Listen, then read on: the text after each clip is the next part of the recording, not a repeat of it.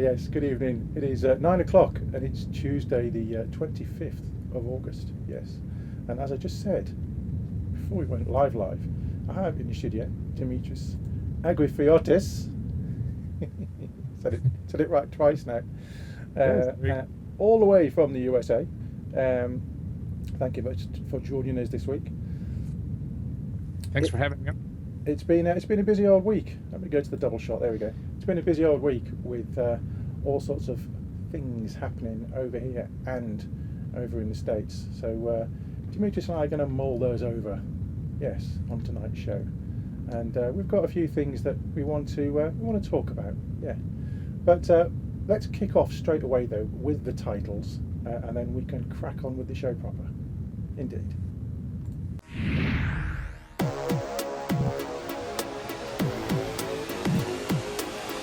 Vaper Scene is proudly sponsored by Health E-Vape,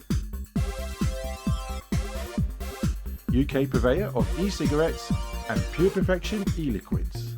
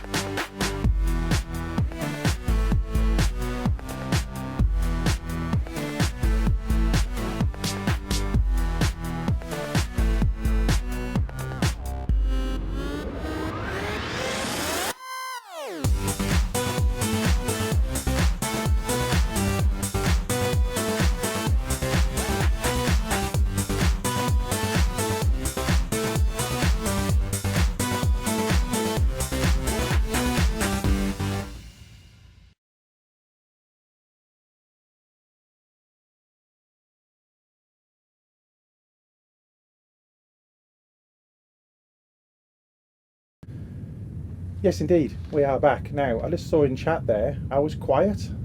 I've just hiked up the microphone a little bit more than it was. It's very strange because it was fine when we're in the control room, as it is every week. So if it is quiet, let me know, and I will have to speak louder. Yes. And Neil's got an echo. Why have you got an echo, Neil? Have you got two browsers open at the same time? That's usually the case if you've got an echo, generally. I think, yeah. Dimitris, you're going to be on screen in about 2 seconds. I'm going to give you the thumbs up now. Thumbs up. You're on screen, sir. Welcome to the show this week. Thank you very much. Thanks for having me. We were talking last week, and I said, "Do you want to come on the show next week?" And he said, "Yes. Anything for you." Always a pleasure hanging out with you guys. What a gent. So listen. As we were talking about last week, in the UK, the Public Health England report came out.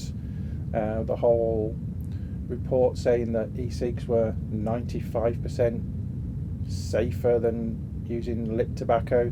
Had Jerry Stimson on last week talking about it as well. Who thinks it's actually, a hell of a lot more than 95%? But I think PHE are kind of hedging their bets a little bit. How was that taken over in the States? What was the reaction over there? Personally, what I've been saying when I'm quoting the study is at least 95%. Because if you do read the study, there is some hinting that the number came about through a mathematical equation, I guess. But I think the overall consensus of the report is that at least they're 95%. And I try to put that in there because I don't want to put an actual de facto number because there's so many variables in vaping, and the levels of harm. So by saying at least 95%, I think that kind of hints to people that it's very, very safe. On your question specifically, it didn't get picked up here from mainstream media as I was expecting it. Mm-hmm. From an advocate's perspective, I think this is probably the best news that we had. It was kind of like a weight lifting off of it, something that needed to be done. Another tool that we can use in our arsenal when we're trying to talk to legislators or public health officials or just trying to educate public in general. Unfortunately, here the mainstream media, the big press sites, did not give it um, all the credit that it deserved. Now, we did see a lot of blogs and a lot of smaller newspapers doing, basically, hey, we told you so, and why is the FDA trying to regulate e-cigs when we have this report coming out? So we saw a lot of that going on, but to get a prime time 8 o'clock Fox News segment on it, unfortunately, no. And which was to be expected. With deeming regulations right around the corner, a lot of people are hesitant to talk about electronic cigarettes in a positive light. And keep in mind that the FDA, for taking so long to announce the deeming regulations, keep in mind we were expecting them in June of this year. We're already into fall, and we don't predict that they will be out, within the next 60 to 90 days, since they have not reached the Office of Management and Budget yet. So, again, from an advocate's perspective, I love the report, but from a mainstream news media outlet, not so much. We didn't get enough press as we had wished. Yeah, interesting. I mean, over here, basically all our major news networks are running it as a top story. The BBC had it as a lead story. It was front page news all over the place. And I haven't got anything from last week's show still here, so I can't put any of those bits up. But it was in all the major tabloids as well as the broadsheets, which it's quite unusual, to be fair. If there'd been a fire or something like that related to it, it wouldn't have got generally on the front page. It would have been like page 3 or page 4. But to be on the front sheet of all the newspapers was fantastic in one way, but what they were leading on was the recommendation that e-cigs should be made available to folk in the UK on the national health, so either under prescription or from a stop smoking service. Now, I know it's a bit different over in the States because you don't have a national health service, but as a vapor, if you lived in this country, would you be happy for an e-cig to be made available in a stop smoking centre for free, or would you think that if people smoked, they should really pay for their e-cigs? I certainly believe that electronic cigarettes are an alternative to smoking, and you certainly should pay for it. Nobody's born with a cigarette in their mouth, and we make the decision to smoke and become addicted to that product. Switching to this product, you should continue to pay it for yourself. Now, having said that, here in the States, yeah, it's a little bit different because here the FDA did try to regulate them as a medicine, and they failed in court, so that possibility will never happen. I don't think that the possibility will ever happen in the UK or anywhere in the EU, simply because any product that would be prescribed in a fashion like that would be insufficient and not desirable by the user. So they would fail. So prescribing electronic cigarettes medically is a failure, and it would not be successful in helping people quit. The availability, the affordability, the variety that we have now is what's helping people quit smoking. And you certainly can't have a pharmacy that's going to offer what a vape shop offers as far as options are concerned, certainly not devices and flavors and so forth. So I was a bit saddened to see, but to be fair, I didn't see any of the really serious newsprint in the UK take that route, even though inside the report it was mentioned a couple of times for the medicinal aspect of electronic cigarettes. I think that those tabloids that did attack that did it more for a shock factor, and we're seeing that in the US media as well too. Would somebody read a story about e-cigs being less harmful, or would somebody read a story where they think that the money that they work hard for and they pay into the government will be going to buy e-cigs for the citizens, right? So, and that's what the tabloids kind of grasp onto to sell more copies of their paper. I don't think it's ever going to happen in the UK. I don't think it's ever going to happen anywhere. And if it does, it certainly is not going to be successful. Yeah, you can look at it two ways, really. It's a bit of a double-edged sword, because if you've smoked for 30 years, you've been paying duty on those cigarettes for 30 years. You've also been paying into the national health system in this country for 30 years. So some may say, you should be able to get something back. I'm kind of on the fence about the whole prescription thing, because like you said, and like other people have said as well, and like Jerry Stimson last week was saying, The only way it could be prescribed is if it was medically licensed, and to go down that route, A, costs a lot of money, and B, takes a lot of time. And the only people that have got the time and the money are either pharma or tobacco.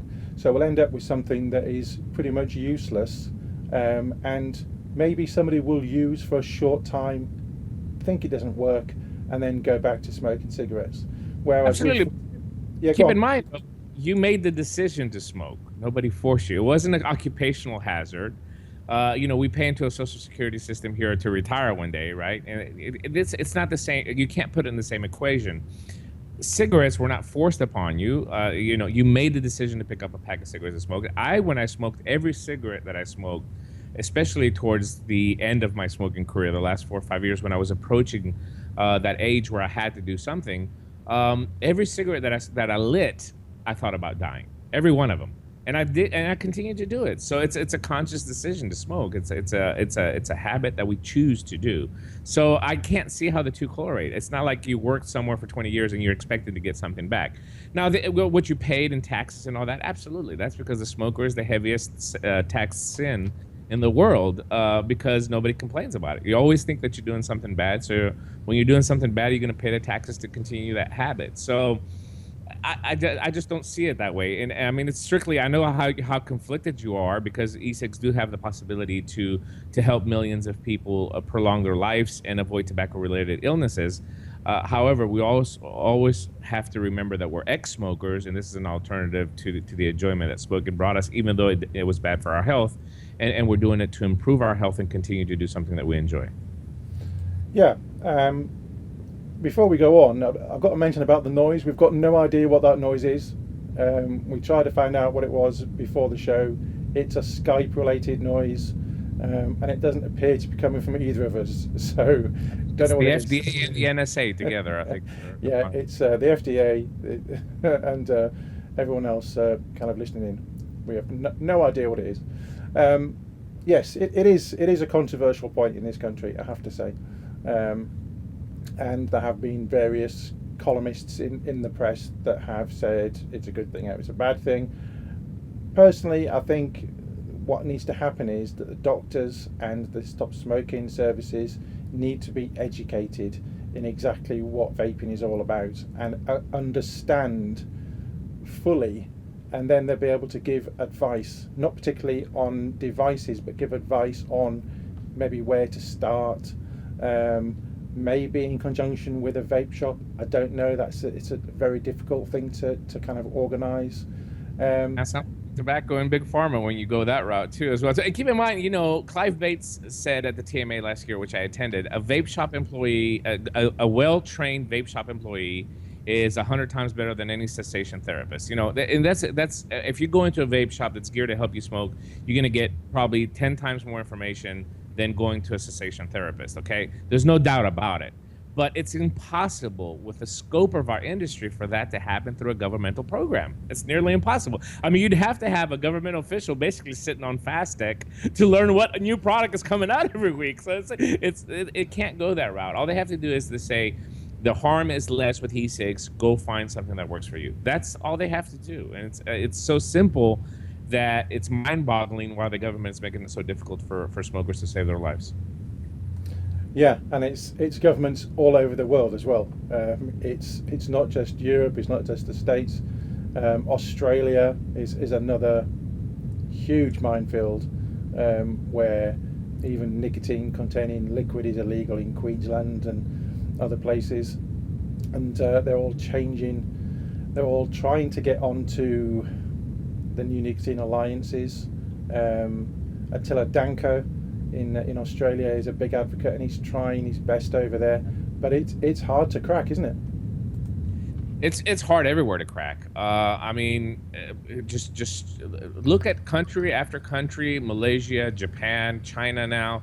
India, countries that suffer from tobacco-related illnesses, where a huge portion of their population smokes and dies every year, and it's something that people got to keep in mind, that there's an entire economy, global economy, that's built around that smoking.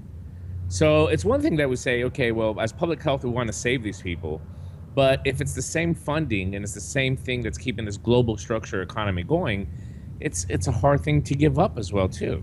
So, we have to weigh here the decisions that are being made, not to justify them, but I get it. I understand. I mean, if it's going to hurt the economy, you want to keep it going.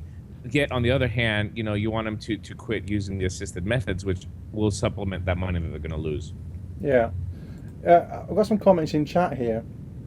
And there's something along the lines of I was thinking of earlier on, because we've got a lady over here called Cal McGiffin, and she wrote a column in the Daily Mirror saying that as an ex-smoker, she disagreed with the possibility of having these on the NHS. This is the story. I won't show you the entire story, but the link will go into chat for those who want to have a look. And if you do want to tweet Miss McGiffin, that's her Twitter account at McGiff. And I did tweet her earlier because my question was, if she didn't think that e-cigarettes were suitable to be available on the NHS, what did she think about the contraceptive pill, or condoms, or needles? Chat have stumped up with, what about methadone for heroin addicts? Now, no one forces anyone to take heroin, generally. There are a few exceptions, obviously, sometimes, where bad people do bad things. But generally, recreational drug taking is a voluntary action. But yet, our health service will help somebody come off those. Thoughts about that, Dimitris? I believe, again, we don't have to agree on everything to be friends. And I don't see the correlation again between heroin use. You're talking about a drug that can kill you immediately, where smoking takes 20, 30 years to kill you. You're talking about a drug that creates crime. It's a different. I mean, I've been broke before, but I didn't go out to stab or kill or rob anybody to get cigarettes. I usually just bummed a cigarette if I didn't have any cigarettes when I was younger, and money was tight. So I don't think we can correlate the two and put them under the same equation. And I'm a smoker. You can say what you want, that you're a vape or whatever, but the truth is that I really enjoyed smoking, and I believe I just switched to something that gives me that same enjoyment, better enjoyment at this point, with less harm. And if there's a price to pay for that, if it means that I have to spend $150 on a new mod for me to get it, I'm going to do it. I certainly wouldn't expect somebody to pay for that for me. No, indeed. I'm playing devil's advocate here. And, I know you are. Again, if she was sitting here, I would say the same thing. And chat they're saying all sorts of stuff here, none of which is all that relevant. But I'm with you definitely on the triple shot espresso, Jeff Bennion, because there's nothing I like better than a 5-shot latte. Yes. And on that bombshell, we're going to take the first set of ads. We'll be back in 2. Vaper Scene is proudly sponsored by Health E-Vape, UK purveyor of e-cigarettes and Pure Perfection e-liquids.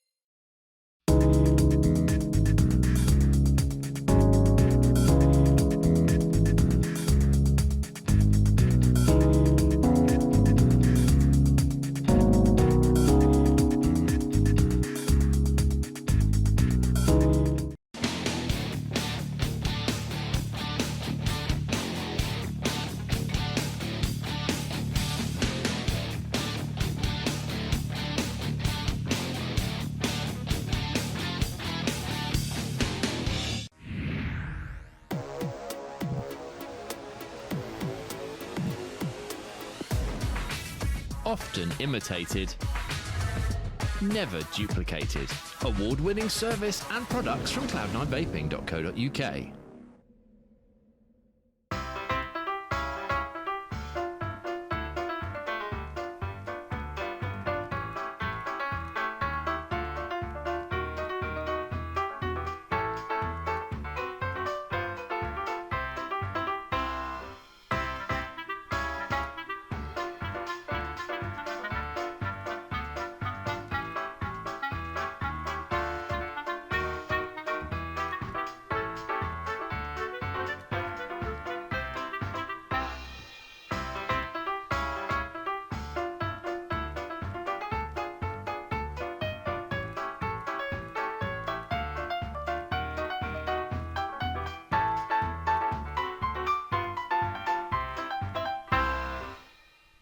And now it's back to Vaper Scene on Vapor Trails TV.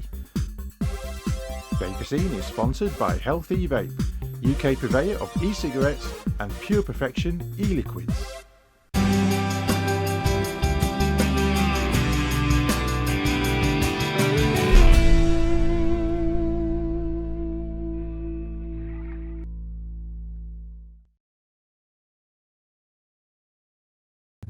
And we are back in the room. And looking through chat during the ads there, hair thinning in men is caused by male hormones. The pill may stop it. I'm not taking the pill. Thank you very much, Leanna Lawless. I don't really care that my hair's going thin. And next week I will have my haircut. Go on, Dimitris. Go on. I think past the point of going thin. Maybe you need to elaborate a little bit on that. A kid. Even getting it here from my guest. Crazy. Yes. Next week I will have this shorn. So it might be a tad shiny, but it'll be there anyway. But Jeff's saying if he took the pill he couldn't get pregnant. That's not a bad idea, Jeff. Yeah. Or you could go to your local clinic and get some free condoms. Just saying. Anyway. So at the moment, it's 20 past 9, and in the States, in Sacramento, there is a special hearing going on. This is the one. Special session in Sacramento. It started at 1:30 US time, California, and there's a lot of people there. And just before we went live, Dimitris had an update coming through. Tell us what's going on over there, Dimitris, if you've got the relevant info. I've got a little update from a couple of the people that are there. There's at least, from what I saw, at least 100, 150 people that were expecting one more bus to come in. It's a good turnout. I'd like to see thousands of people out there. At this point, well, what you're seeing with California, a special session basically means that Senator Leno, that brought the bill to classify vapor products as tobacco, failed in the first attempt. He flat out lied. You're talking about a politician that flat out lied at a hearing to try to pass this bill, and now he got mad. He got mad, and he's mad against the industry, and he has a personal vendetta against vapors and the people that represent the e-cig industry, and he's bringing it to a special session. It passed the first introduction, which was last Monday, and now it's gone to a health committee. So we have a lot of people there representing the vaping industry to speak against it and to vote against it. California is very crucial because here in the States, there's a lot of copycat going on. So if one state passes a bill, then the other states start to follow, especially when it's a bill that has to do with money that the state makes. Here in New York City, the first indoor vape ban passed in the city, and next thing you know, Chicago was copying it. Los Angeles copied it afterwards. And then smaller municipalities and cities try to do the same thing. In some cases, we fought and we won. In other cases, we failed. So all the eyes now have turned to California on this bill, which would be the end of vaping in the state for many reasons. But the biggest reason is that when you classify a product that contains no tobacco, has at least 95%, at least 90%, harm as exists in tobacco, you're misleading your citizens. People in the state that smoke that are not aware, that are not in the community, that are not on Facebook or watching Vapor Trails TV or listening to Smoke Free Radio every week, you're giving them the picture that vaping is just as harmful as tobacco. That deters people from switching from smoking to vaping. That's a huge problem for the industry. Number one. Number two, you have to basically comply with every rule and regulation that is in place for tobacco products now, including wholesale distribution, where you can open up shops, the use of the product inside your shop. It creates a disruption of the distribution of the product, and that's exactly what these states are out to do. They're not going to sit there and wait for the FDA to come up with a ruling on this product. They're going to try to create law in their state that is going to disrupt the product. And if that happens state by state, then who cares about the FDA? At that point, there will be no industry for the FDA to regulate as we know it. There's only going to be a few of the big tobacco companies left, and they can make the rules as they seem fit. So I've been preaching this for a couple of years now, that state legislation is extremely important, and that's why I got involved in helping states form associations, the smoke-free associations that are represented by a lobby that can speak on behalf of the industry in every state. California is a special place. There's a lot of people that advocate that just want to cut it off and just let it, sail away towards China. But it's a difficult political climate there. The money is tight in the state. Their budget is shortfalled every year, and with more and more people quitting combustible tobacco, it's only making it hurt worse. So, I'm keeping an eye on it. Obviously, I'm not very confident about the result, simply because of the way that this has taken place. But whatever happens, I hope that we remain strong and united and try to fight further in California and every state here. Yeah, it does tend to be that one state does something and then the others do follow. But then there's other councils within the state, isn't it? It's like there's New York State and then there's New York City. So they can have different ordinances than the state. Does that happen in the other big cities as well? Sure, absolutely. I mean, there's Los Angeles is a city in California that basically passed and copied the same thing that New York did. Chicago, again, the same thing there. It's a huge problem here, and it's extremely important for every state to fight for the rights based on their state laws, because not all the laws are the same. Indiana had a different proposal than Tennessee this year. Arkansas had a different proposal than Tennessee. They're all kind of manipulated by big tobacco. RGR and specifically is behind it. But every state needs to adjust. It needs to have a lobby representation. It needs to have a trade association for the vendors in the state to fight the specific laws in their state. And then when the time comes with the FDA, because the time will come with the FDA, then all of these forces can join up and shift our focus towards the federal and try to fight the feds then. But right now, it's crucial for the states to get organized, just like it's crucial for countries in the EU to get organized to fight the TPD.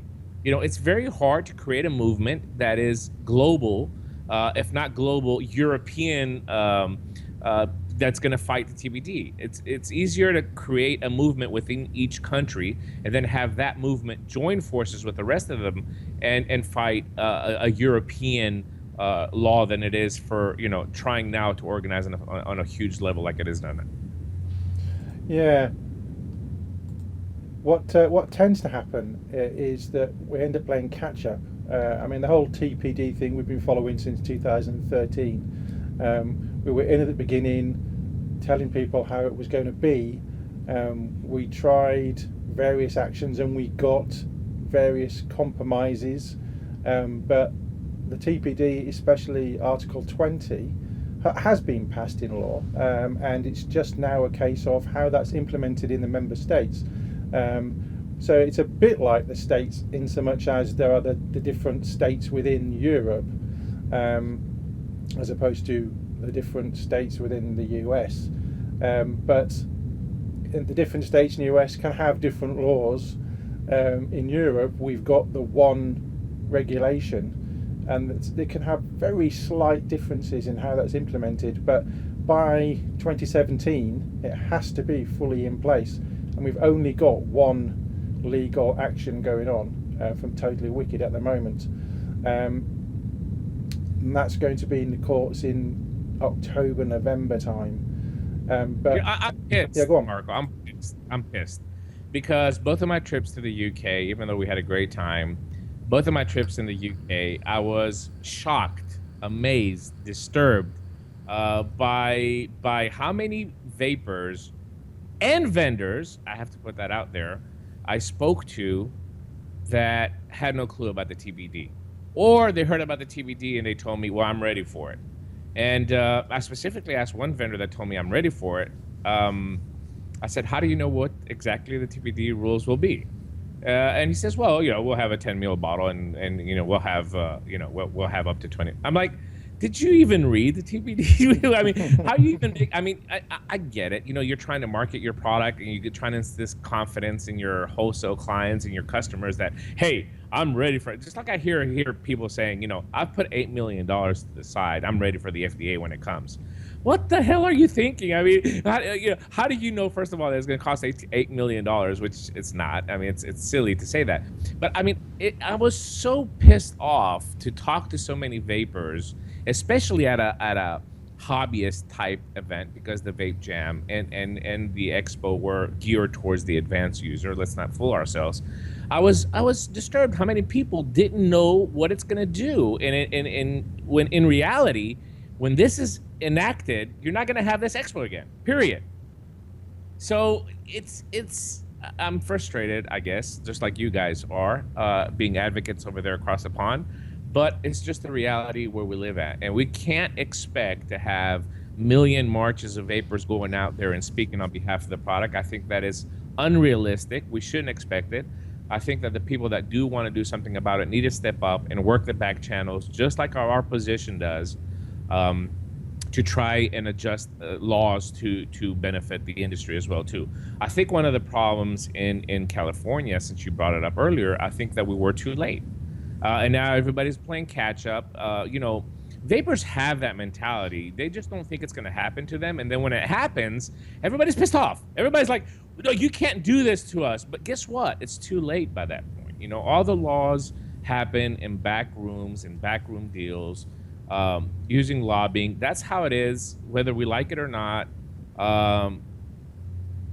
Just take it like a man, like they say in the United States. I love that. Just take it like a man. But that is the truth.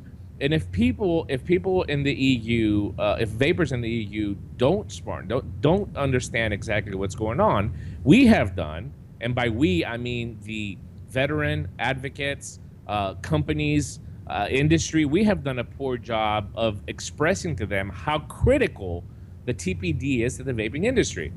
And again, I fault a lot of the vendors as well too that don't want to scare their customers. They don't want to tell them, hey, listen, I'm going to sell you a kit, I'm going to sell you a tank, and I'm going to sell you a bottle of e-liquid. But guess what? In 8 months, you might not be able to have it. And I get that, because a smoker will look at him and say, what the hell are you trying to sell me? Something that's going to be banned? Why should I invest in this? I get it.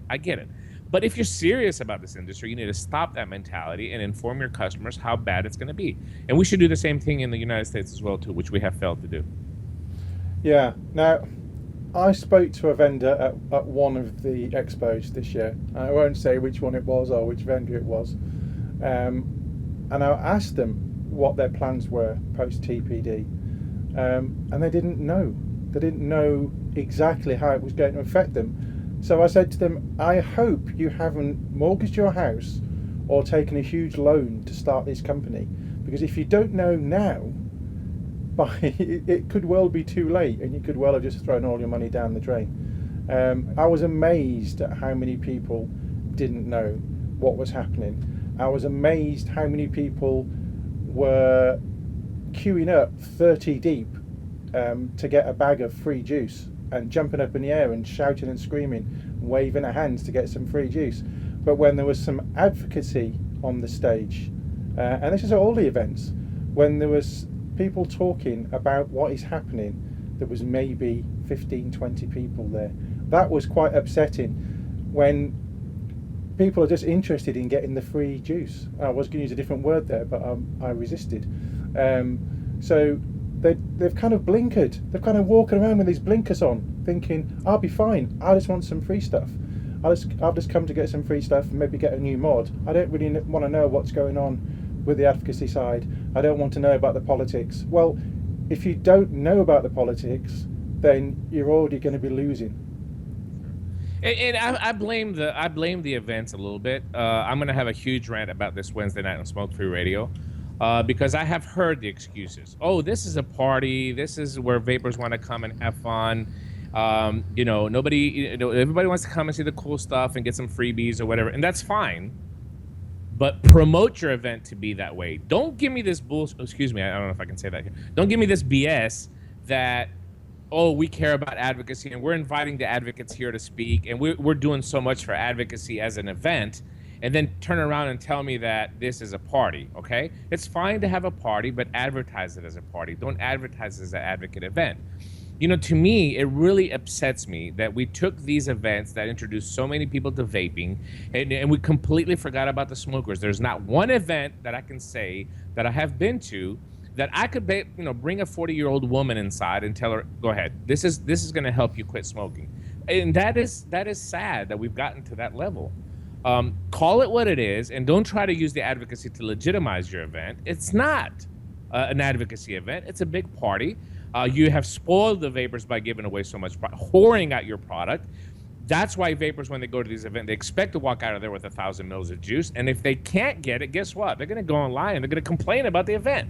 This is amazing. I've never seen this anywhere else. You don't walk into a hi-fi convention, expo, and walk out with speakers and an amplifier and a CD player. It just doesn't happen anywhere. You're going to get a little pen maybe with a company on it. You might get a little mouse pad, with the name, with Pioneer on it. This doesn't happen anywhere else. Why does it happen to happen in ours? When I saw the girls up there talking at Vape Jam UK, my heart broke. Because I've been there, trust me. I've been to situations where I had to advocate and nobody cared. So I felt really bad for them. And in the inside you think to yourself, hey, maybe if I can reach a couple of people, I've done something good. But no, there's 5,000 people in that. You could have done so much better if people would just open up their ears and decloud from the fog a little bit and listen to what you have to say. Yeah, and talking about clouds, we were talking before the show about a few things, and we'll come into that after the next break. But yes, at the big three, really, there was some advocacy talk going on, and there wasn't many people there, which, like I said, it's a real shame, because those people that could have been there could then have been acting upon that information. Instead of, it's only a handful of people who are acting upon that information, the same people that are doing it all the time, and that's why we don't get anywhere, because there's not enough people acting. On that, we'll go to the next set of ads, and when we come back, we will finish off. We'll see you in 2. Vaper Scene is proudly sponsored by Health E-Vape, UK purveyor of e-cigarettes and Pure Perfection e-liquids.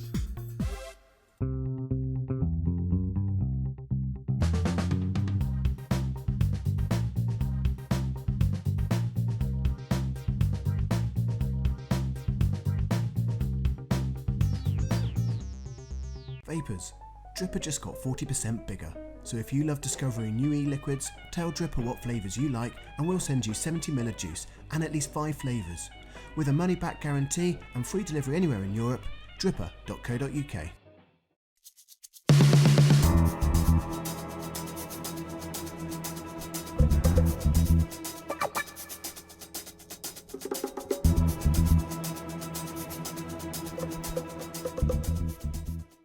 What's in this E-Cig cloud? Harmless water vapour, right? Pretty much, yes. Compared to a lit cigarette, it's much safer than smoke. But it contains nicotine, and nicotine on its own isn't toxic and doesn't cause cancer. If you're worried about switching to vapour, here are some facts. No tar, no smoke, no burnt tobacco. Cooking your evening meal produces more toxins than are found in exhaled vapour. Tobacco smoke contains toxins at very high levels, and vapour does not. And that vapour contains 6,000 times less carcinogens than cigarette smoke. Electronic electronic cigarette vapor, there's nothing to be frightened of. The only dangerous electronic cigarette is a banned one.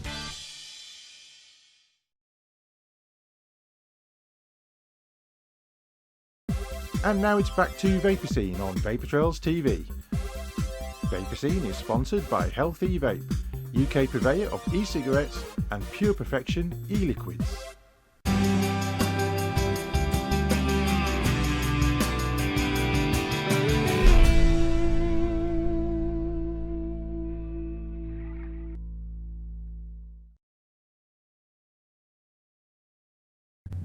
And we are back in the room. It's myself and this fella, Dimitris Agrafiotis. Yes, we're in the two-shot now.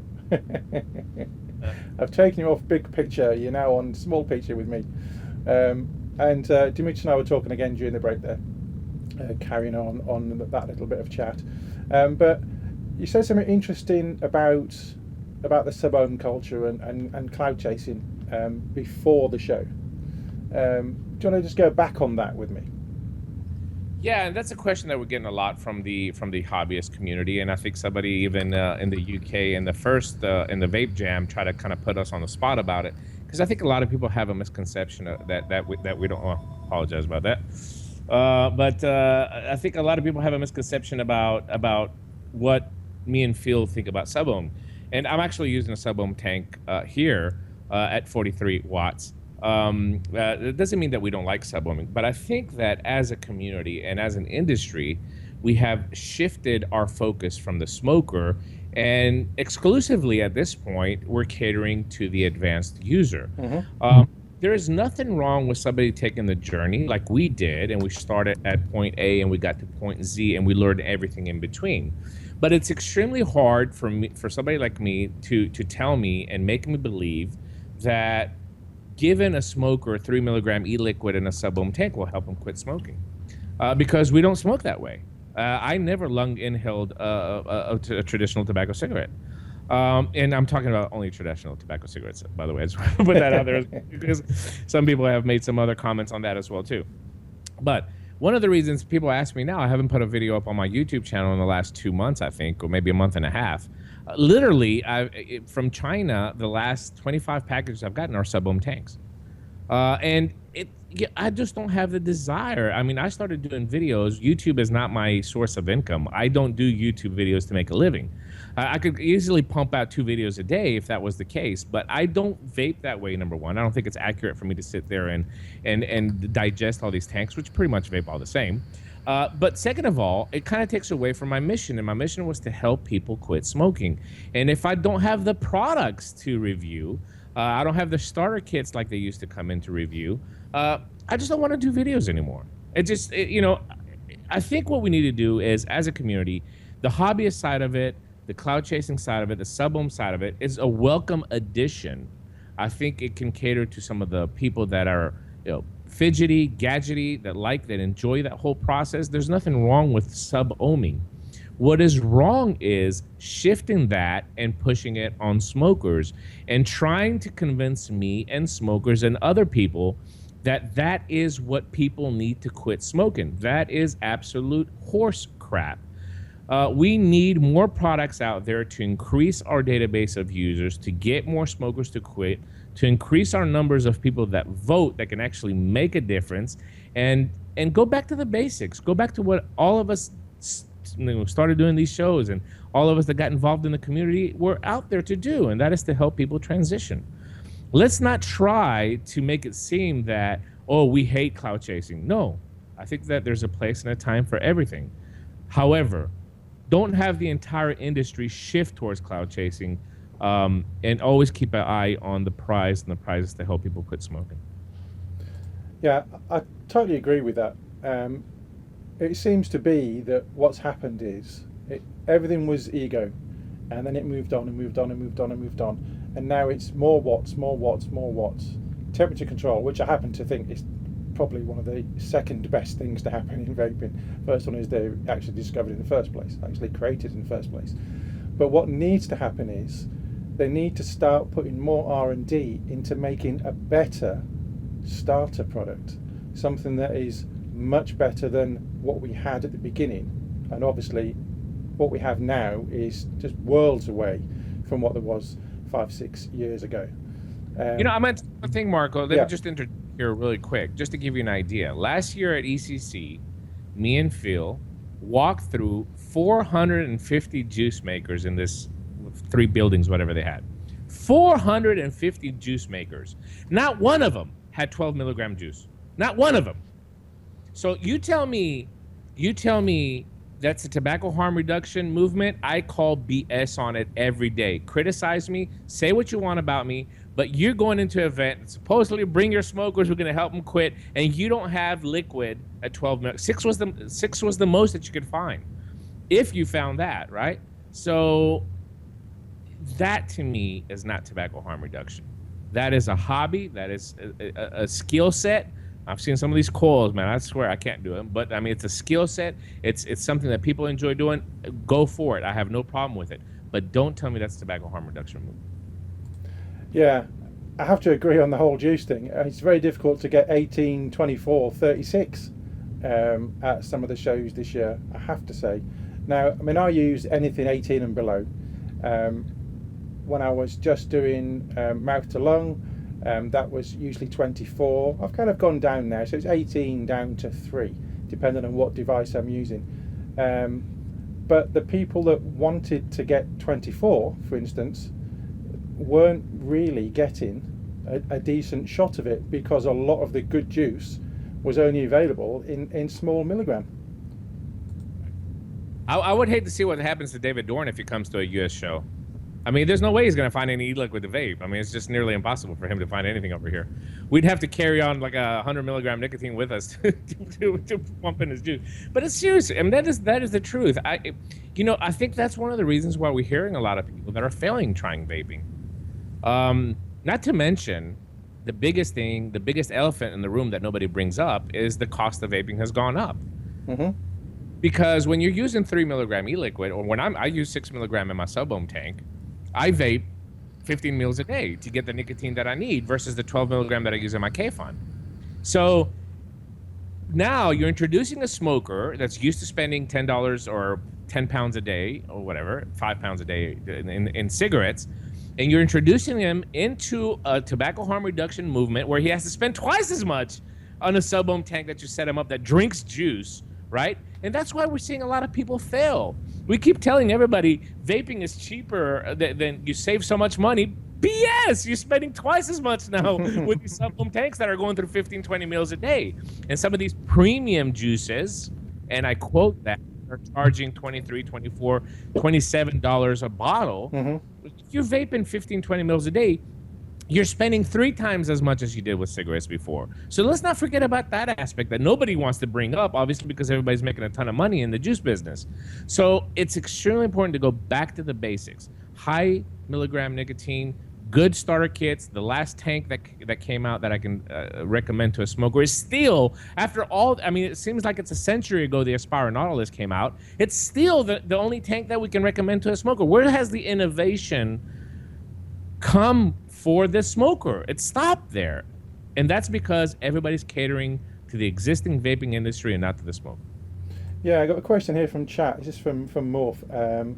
Do you feel the starter kits and any better models are lacking, i.e. a beginner, intermediate, advanced starter kits?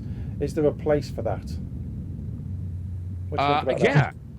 Yeah, certainly. I mean, there's definitely a place. If somebody wants to upgrade, if somebody wants to come in and get something that's a little bit more intricate, if somebody's a gadgety guy, I mean, if I was around when I started, if the Provari was around, I'd probably jump into that because, variable voltage, I can adjust it. But for somebody like me, it's a gadgety guy that like electronics. Yeah, I could have picked that up instead of picking up the Pure Smoker Prodigy V2, mech mod at the time. Mm-hmm. There's definitely a place for it. We're lacking terribly, though, for those starter kits for the people that are looking to make the transition for their health, something that mimics a cigarette. No innovation in smaller batteries. So basically, we have a stick battery, then we have the Nautilus, and then we have Sub-ohm. There's nothing else. Right? So if you're not satisfied with a stick battery, That's the only other two choices. And I think that the sub-ohm tanks that are on the market now and taking over the market are actually making it harder for smokers to quit than helping them transition. Yeah, there's not enough out there for the smoker, definitely. Right.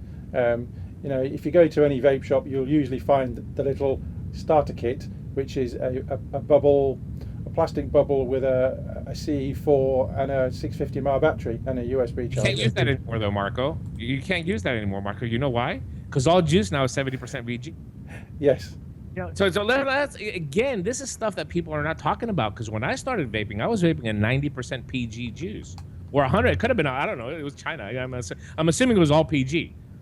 So everything wicked fine. Even now, if I take a bottom coil, you know, whatever, C2 or whatever, or even a top coil with 90% PG, it's going to work fine. But go to the market now and try to find a 50-50. It's hard. Here in the United States, it's extremely hard, right? So now you're confusing even more the smoker, because you're telling them, okay, if you go buy this, well, you can't enjoy these delicious e-liquids on this side because they don't work with that. So now it's even more of a confusion to a person that's already has the stress of trying to quit smoking. We're just making it harder, man. And innovation is supposed to make it easier for people, and we're going in reverse steps. And again, like I said, that might not be a popular opinion with some people. It is my opinion. Take it for what it's worth. But somebody that has a person in the household with my wife that is the smoker that I'm talking about that transitioned to vaping, she is stuck on an iStick and Nautilus Mini, and that's what she enjoys to stay off cigarettes. And that goes to show you that represents the average smoker, not us, not the hobbyists, not the passionate, not the people that are, you know, constantly looking for the newest and the greatest and chasing the dragon. That does not represent the majority of vapors that are out there. And it definitely we're lacking on helping smokers. Yeah, I mean, from personal point of view here, my wife started on CE4s and Ego batteries, and I've gradually transitioned her. And now she's got an iStick and she's got a sub-tank mini, but I don't coil it up for sub-ohming. I coil it up using Canthal, so it's more like a device she can use mouth to lung, and that's perfect. A, because I can rebuild it for her, and B, it suits her vaping style. But not everyone wants to get into making coils, and not everyone's got the ability or the dexterity or what have you. All they need to have is a device that they can put juice in, put it on a battery, and get the nicotine at the decent strength at a PG VG mix that is consistent with being able to vape on those devices. What I loved about having my wife vape is that whenever I have something that's new, I give it to her to try out, and she represents exactly what the majority of people that vape represent. So, you know, you look back here, I tell her, come over here, come up to my vape layer and choose. Look at all the stuff that she's like, no, that doesn't interest me. Today I got the Kabuki. I can't even say it without not laughing. The Kabuki tank by Zen. Okay, it uses the BVC coils from Aspire. Mm-hmm. These are the old coils, by the way, that don't have the cotton in it because cotton bothers me.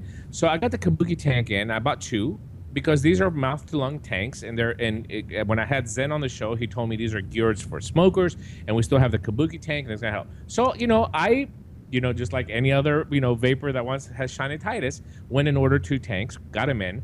The bottom, you unscrew it to fill it, right? Okay, just like the Aspire Nautilus that's used. So I figured it'll be something easy. The bottom seal was so tight, I had to put pliers, rubber pliers, to unscrew it. Mm-hmm. And so I messaged Zen on Skype, because he's my friend and I think he's going to take constructive criticism. I said, Zen, I'm a vapor. I knew what to do with this tank when it came in and I couldn't open it up. You know, when I gave it to my wife, you know what she said? She said right off the bat, I don't want it. Because we couldn't get the bottom off. The simplest of things. You can't fill the tank up. And he's like, well, once you open it up, you put a little e-liquid on the bottom, and then when you lube it up, it's ready to go. How is that a product that is geared towards smokers and to put out in the market and tell me that it's geared to trying to help smokers. If I'm a vapor, obviously I know why it's tight and I can't open it. It's just a little example of what I'm trying to tell you. Again, I kind of went off on a different direction, but what I'm trying to get to is that if my wife looks at it and she says, no, right off the bat, she dismisses it, the majority of smokers will dismiss it as well too, or the vapors that are not, on YouTube constantly like we are. Yeah. Comment in chat just before we go any further. This has come from Dr. McLovins, who I think is from over the pond. It's a good name. Yeah. You got to mark that. He says you forget that many beginners are starting with sub-ohm tanks with the tight coils from mouth to lung draw.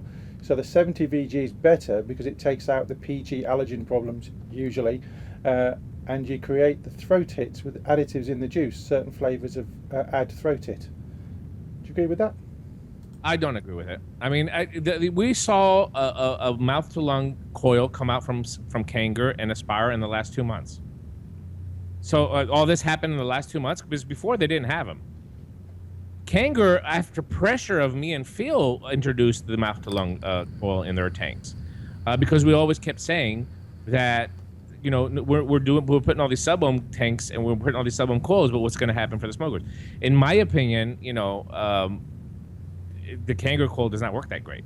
The Aspire 1.8 ohm in the new, I don't like it that much. I'll be honest with you. But yeah, okay. Now we're starting to see a few of those coils come in that probably will work with a higher VG juice. I get it, but to tell me that this has been the case, all this time, I'm not buying it. And not to mention that people see, the other people using these big tanks and they're blowing these clouds out, and then they put this mouth-to-lung tank and they're like, oh, it's not working. Mine's not working because it's not putting out that, that vapor or whatever.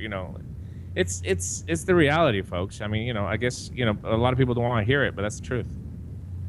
Yes, I just cut back to me, then back to you very quickly there because you carried on.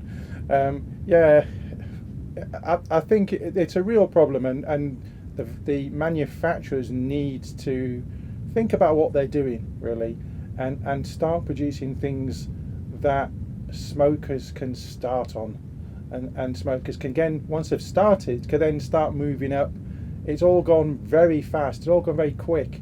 And it's all gearing towards the sub-ohm culture, and we're all guilty of getting the latest thing, the next best thing, and shiny-itis. If I add up everything I've spent in the nearly 4 years I've been vaping, it far outweighs what I would have spent on smoking rolling tobacco. That's for sure. Sure, absolutely, and we can't do that. When vaping becomes more expensive than smoking, we lost the game. We lost the game at that point. Because my attitude has always been helping smokers. When I first started vaping 5 years ago, I used to talk about the health aspect. And I didn't get anywhere with that, I'll be honest with you.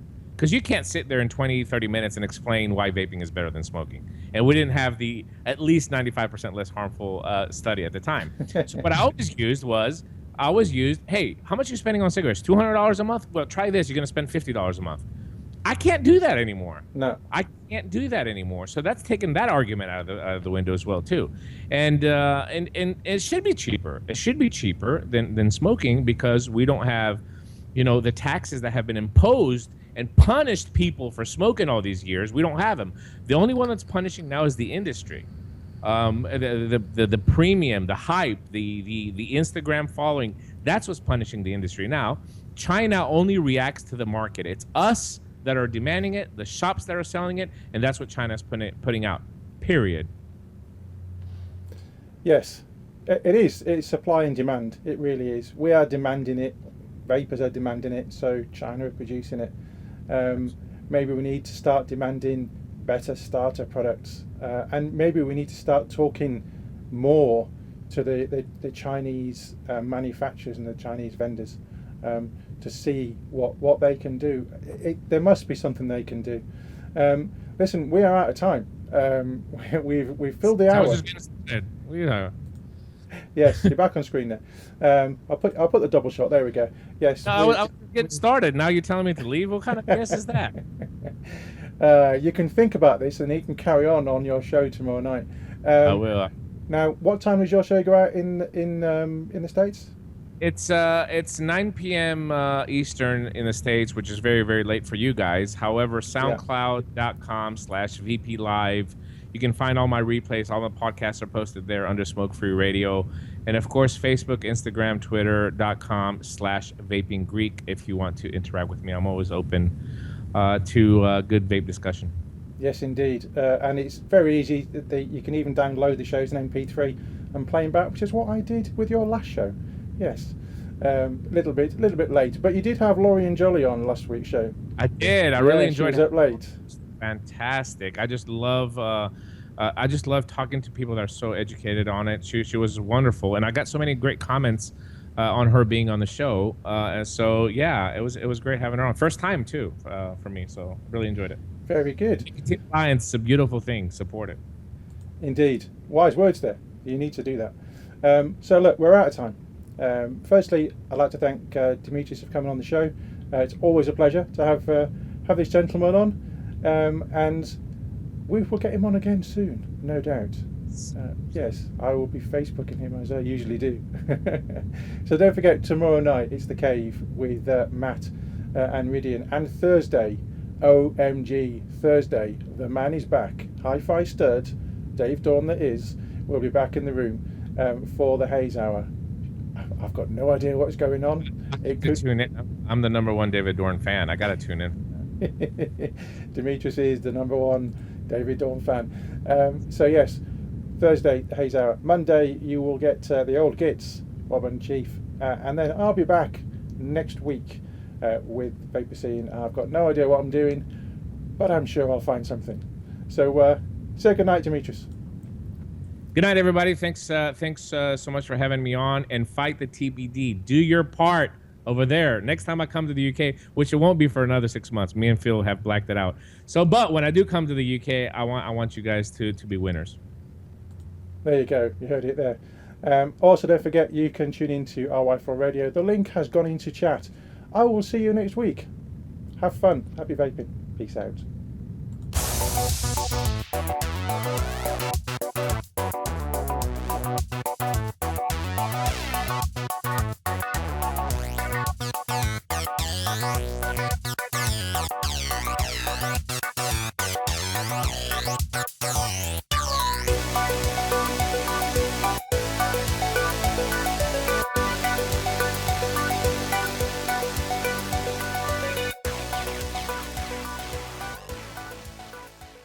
Vaper Scene is proudly sponsored by Health E-Vape, UK purveyor of e-cigarettes and Pure Perfection e-liquids.